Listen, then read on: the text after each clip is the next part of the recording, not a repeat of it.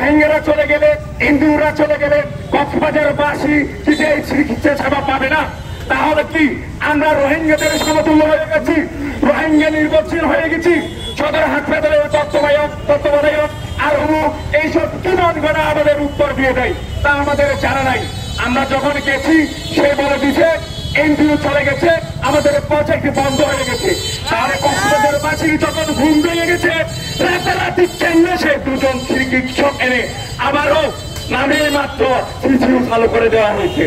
তাহলে কি এগুলা আলোকিত ভাবে আসতেছে?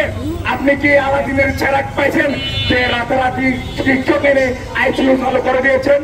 আমরা যখনই অসুস্থ হয়ে যাই, আমরা শারীরিকভাবে যখন কষ্টে থাকি, এই হাসপাতালে আমরা যাই, কিন্তু হাসপাতাল কর্তৃপক্ষে যারা কাজ করে, নার্স হিসাবে যারা কাজ করে, ডাক্তার হিসাবে যারা কাজ করে, পিওন আইআই হিসাবে যারা কাজ করে, আমরা প্রত্যেকের আচরণ যদি একটু পর্যবেক্ষণ করে দেখব, তারা এমন আচরণ করে যেন তারা ভিন্ন গ্রহ থেকে এখানে পতিত হয়েছে।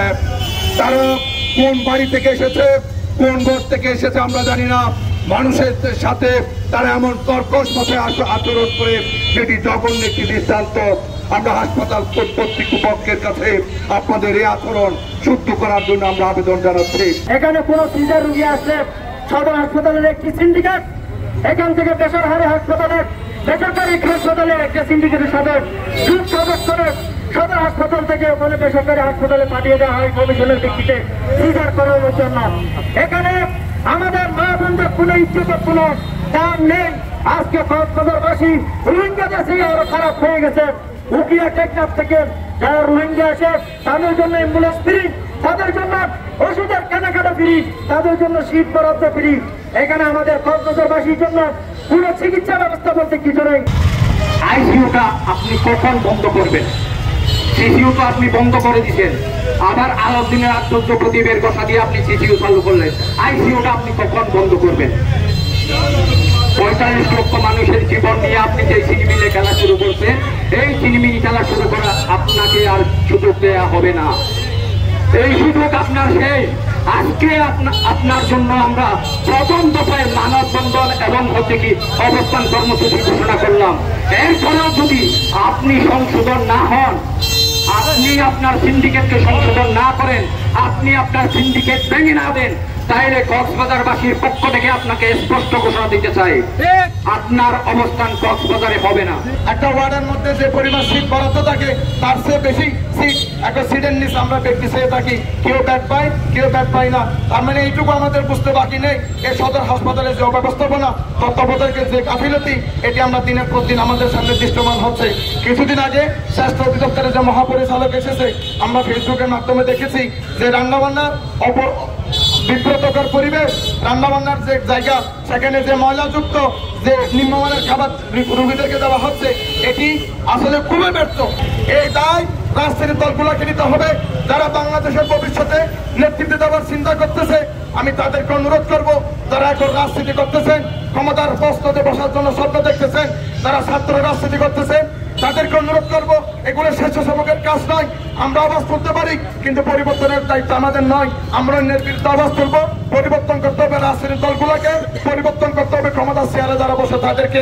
সেজন্য আমি বিদ্যমান রাজনীতি যারা করতেছে তাদের প্রতি বিনীত আহ্বান করবো, আপনারা একদিন মাঠে নামেন, আপনারা সরকারের সাথে সমন্বয় করার চেষ্টা করেন, তত্ত্বাবধায়ককে গিয়ে প্রেসার দেন, দিনে দিনে হাসপাতাল শুদ্ধ হয়ে যাবে। এই মহাপরিচালকের এই যে অব্যবস্থাপনার কথা, সেখান থেকেই তো আমরা পরিষ্কারভাবে দেখতে পাই কক্সবাজারের চিকিৎসা কাজ সারা বাংলাদেশের মধ্যে কতটা পিছিয়ে। কেননা এই যে কক্সবাজারের ইমার্জেন্সি, এইটা নাকি আন্তর্জাতিক মানের ইমার্জেন্সি ব্যবস্থাপনা নাকি এই সদর হসপিটালে আছে। আমরা কি এই আন্তর্জাতিক মানের সেবা পাচ্ছি? এই সেবার নামে আমরা কক্সবাজারের আপামর জনগণ হয়রানির শিকার হচ্ছি। 500 সজ্জার যে মেডিকেল, সেই মেডিকেল চালু করার জন্য কাজ করতে হবে। যত অনিয়ম, যত দুর্নীতি এই হাসপাতালে, যেখানে মানুষের মৌলিক অধিকার, 5টা মৌলিক অধিকারের মধ্যে অন্যতম মৌলিক অধিকার চিকিৎসা সেবা, সেই সেবার অন্তর্বর্তী সরকার আসার পরে আরো অবনতি কেন হলো? আমরা জানতে চাই স্বাস্থ্য উপদেষ্টা কি সেই সিন্ডিকেট উপর থেকে নিচের মহলের সেই সিন্ডিকেট ভাঙতে ব্যর্থ হচ্ছে? যদি এই সিন্ডিকেট ভাঙতে ব্যর্থ হয়, আমরা ছাত্র সমাজ এর উপযুক্ত জবাব দেব। রোহিঙ্গারা চিকিৎসা পাবে, আমাদের কক্সবাজারবাসী চিকিৎসা পাবে না, এরকম হবে না। এই সিন্ডিকেট ভাঙতে হবে। কক্সবাজারে সদর হসপিটালে এখনো কমিটি কমনের অধীনে আছে। এই কমিটি ভাঙার জন্য আমরা যত দ্রুত সম্ভব আমাদের সিনিয়র বড় ভাই এখানে যেহেতু ছাত্র প্রতিনিধির পক্ষ থেকে কারবে আছে, আমি কারবের প্রতি দৃষ্টি আকর্ষণ করতেছি। এই যে কমিটি যেন ভাঙে, এই প্রশাসন পুলিশ প্রশাসনকে এখান থেকে ট্রান্সফার করতে হবে। এতদিন বা একটা মানুষ বিনা বেতনে না খেয়ে নিজের পকেটের টাকা নিয়ে এসে হচ্ছে সেবা দিয়ে। এখানে যারা হক বই আছে, ফাঁসি আছে, তারা 9 মাস ধরে খেতে পারে না, কিন্তু দিন শেষে এসে সদর হসপিটালে এসে পরিষ্কার পরিচ্ছন্ন রাখার জন্য কাজ করে যাচ্ছে। আমি হচ্ছে সরকারের কাছে আবেদন জানাই, প্রতিটা সরকারি হসপিটালে পর্যাপ্ত পরিমাণ কর্মচারী নিয়োগ করা হোক।